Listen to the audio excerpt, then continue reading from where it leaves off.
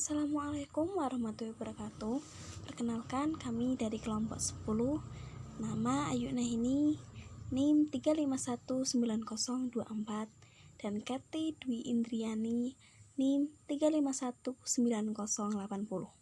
Kami akan mempresentasikan tentang hipotesis komparatif atau ANOVA. Hipotesis komparatif merupakan pengujian parameter populasi yang berbentuk berbanding melalui ukuran-ukuran sampel yang dibandingkan.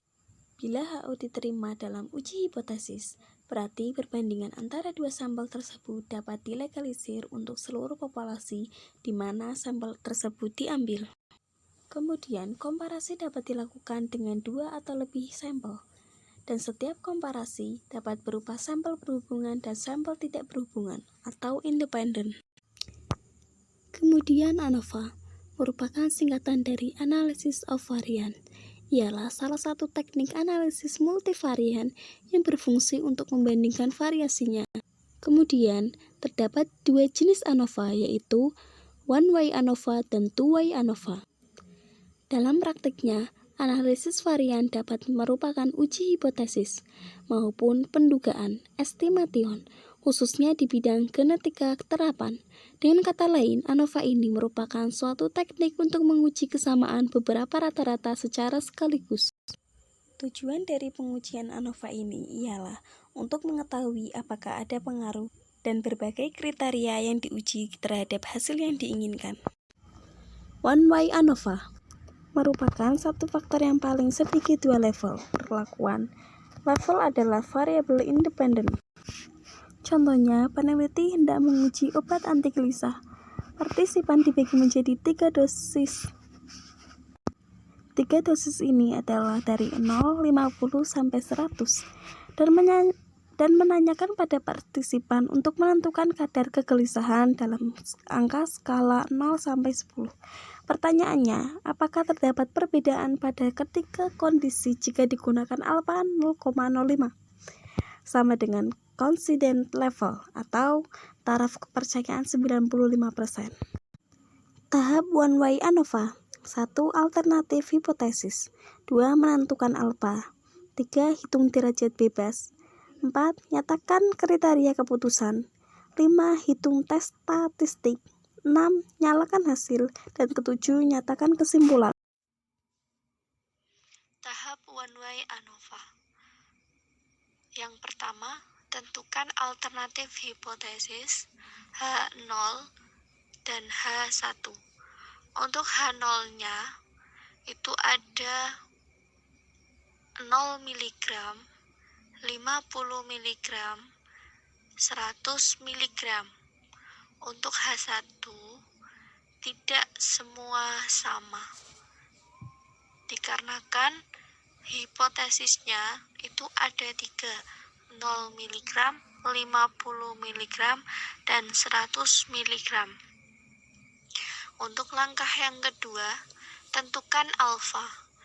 Alfa kita tentukan sebesar 0,05 sesuai dengan yang ada di soal di atas. Untuk yang ketiga, ada hitung derajat bebas. Untuk hitung derajat bebas, kita mau mencari DF between, DF within, dan DF total. Untuk rumus dari DF between sendiri, kita cari A kurangi 1. Untuk DF within, kita cari N besar dikurangi A. Terus untuk yang DF total, kita cari dengan rumus N besar dikurangi 1. Kita lihat tabel di atas. Untuk tabel di atas, sudah ditemukan bahwa N besar itu sama dengan 21. Untuk N kecil, itu sama dengan 7. Untuk A, itu sama dengan level. Untuk mencari A sendiri, kita dapatkan dari N besar dibagi N kecil. Ketemu hasilnya 3. Untuk mencari DF between, itu ada A dikurangi 1. Berarti 3 dikurangi 1 sama dengan 2. Untuk yang DF within sendiri itu dengan cara N besar dikurangi A, yaitu 21 dikurangi 3 sama dengan 8. Untuk yang DF total itu ada N besar dikurangi 1, ada 21 dikurangi 1 sama dengan 20. Atau bisa dengan cara DF between ditambah DF within. Hasilnya untuk DF between 2 dan DF within 18, maka ditemukan DF totalnya 20. Yang berikutnya, nyatakan decision rule. Untuk menyatakan decision rule diperlukan adanya penghitungan DF between dan DF within. Seperti sebelumnya sudah ditemukan bahwa DF between-nya itu ada 2, DF within-nya 18. Jadi untuk decision rule-nya itu di titik 2 dan 18. Jikalau sudah menemukan di titik 2 dan 18 untuk decision rule-nya, nanti kita tarik, kita ambil di tabel itu di 2 dan 18, lalu titik tengahnya atau F tabelnya ketemu sebesar 3,55,46. Untuk yang selanjutnya ada hitung tes statistik atau F hitung. Untuk menentukan F hitung sendiri, kita bisa menggunakan between, within, dan total. Untuk yang SS between dengan rumus sigma dalam kurung sigma A E kuadrat per N dikurangi R kuadrat per N besar.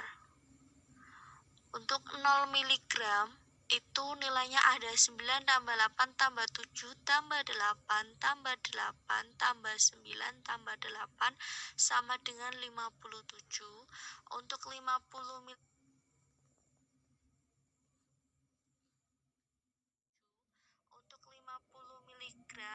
itu totalnya 47. Untuk 100 mg itu totalnya 21. Jikalau kita hitung secara keseluruhan itu sebesar 125 dan ketemu itu R-nya.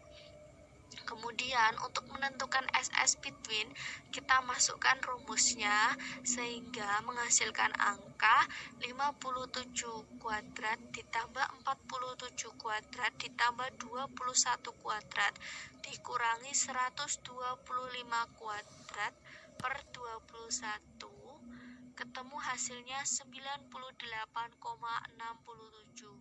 Untuk SS within-nya kita gunakan rumus sigma Y kuadrat dikurangi 9. Untuk menentukan SS total itu kita menggunakan rumus sigma Y kuadrat per T kuadrat per N besar.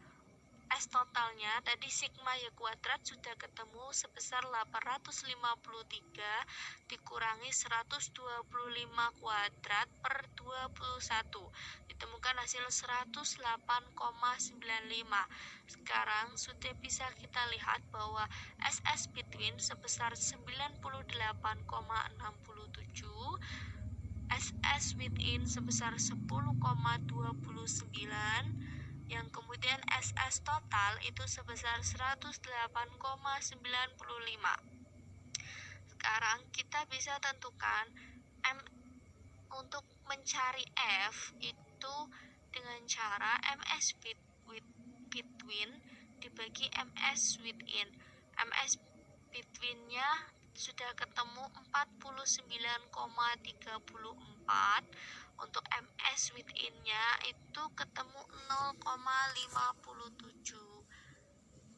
Jadi untuk F-nya itu 49,34 dibagi 0,57 sehingga ketemu nilai 86,56.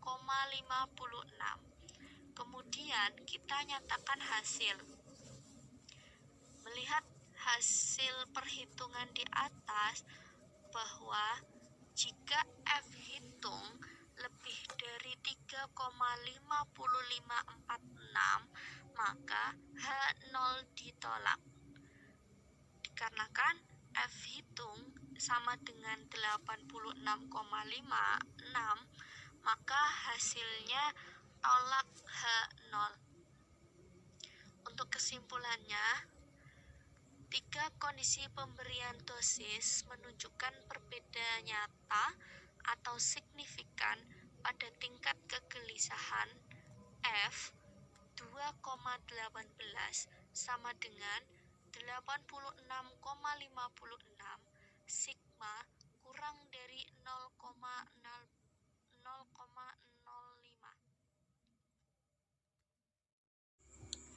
Demikian presentasi dari kami, kurang lebihnya mohon maaf.